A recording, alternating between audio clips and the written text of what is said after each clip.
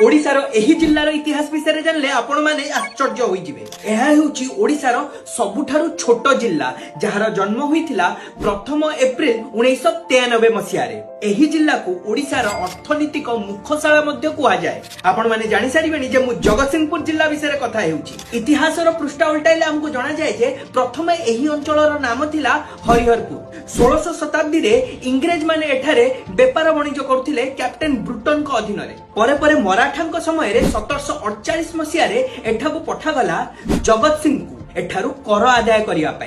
बाबू जगत सिंह प्रशासक भाव रे खूब लंबा समय जाए एठारे काम करथिले। सेथि पई 1786 मसिया रे एही अंचलर नाम को जगत सिंह को नाम रे हरिहरपुर रु परिवर्तन करी जगत सिंहपुर रखा गला। जगत सिंहपुर रे अछि हमर पारादीप बंदर। एठारे अछि मां सारळांकर मंदिर, बाबा गोरखनाथकर मंदिर, अष्टशंभु मंदिर भली अनेक प्राचीन एवं प्रसिद्ध मंदिर। आउ केउ केउ मंदिर अछि हम जगतसिंहपुर जिल्ला रे मते कमेंट करी निश्चय।